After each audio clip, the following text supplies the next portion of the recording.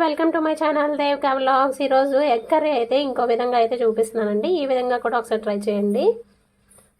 Onions, tomato ఒకటి తీసుకున్నాను, లవంగాలు, చెక్క, యాలక్కాయ, అలాగే జీలకర్ర, వెల్లుల్లిపాయలు, అల్లము, ఇవన్నీ మిక్సీ జార్ పట్టుకోవాలండి. ఇప్పుడు మిక్సీ పట్టుకుందామండి. దీంట్లోనే ఇప్పుడు సాల్ట్, పసుపు,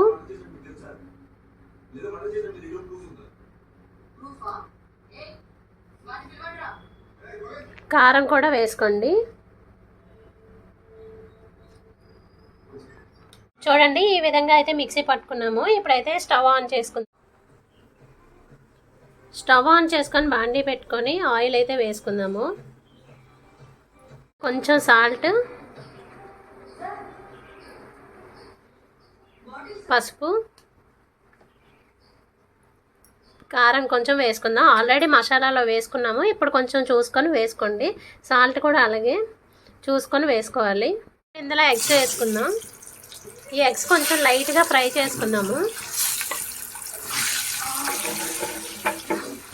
చూడండి, ఎగ్స్ అయితే ఫ్రై అయిపోయాయి. ఇప్పుడు వేరే దానిలోకి అయితే తీసుకుందాము.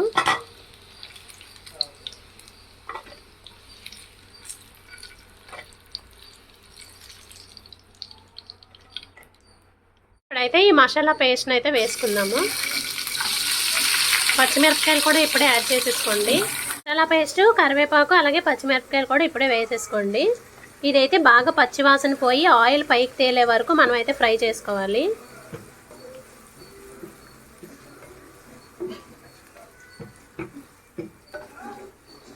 ఇప్పుడైతే లిడ్ పెట్టుకుందాము. లిడ్ పెట్టుకొని పచ్చివాసన పోయే వరకు వేపుకుందాం. ఇదైతే బాగా వేగింది. ఇప్పుడైతే కొంచెం వాటర్ అయితే వేసుకుందాము. ఒక చిన్న గ్లాస్ వాటర్.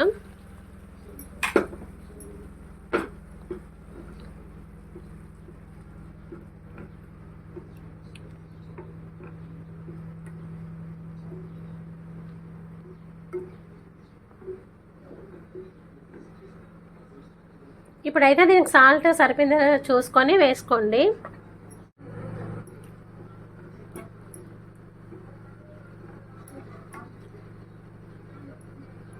ఇప్పుడు దీనిలో కొంచెం ధనియాలు కూడా యాడ్ చేసుకోండి. దీని మీద అయితే ఇప్పుడు లిడ్ పెట్టుకొని కొంతసేపు అయితే మగ్గబెట్టుకుందామండి. ఆయిల్ పైకి తేలంగానే ఎగ్స్ అయితే వేసుకుందాం. విధంగా ఆయిల్ అయితే పైకి తేలుతుంది కదా. ఇప్పుడైతే ఎగ్స్ వేసుకుందాం ఒకసారి కలుపుకొని.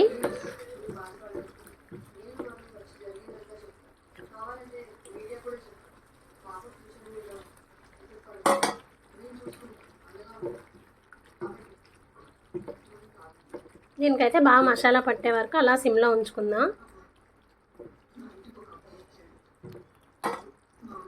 కర్రీ అయితే ఫినిష్ అయిపోయింది.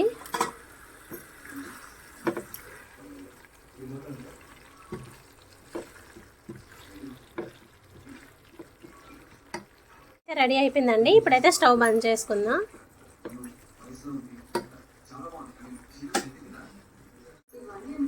ఎగ్ మసాలా కర్రీ ఈ విధంగా చేసి చూడండి, చాలా బాగుంటుంది. అలాగే నా వీడియోస్ కనుక నచ్చినట్లయితే లైక్, షేర్ అండ్ సబ్స్క్రైబ్ చేయండి. బాయ్.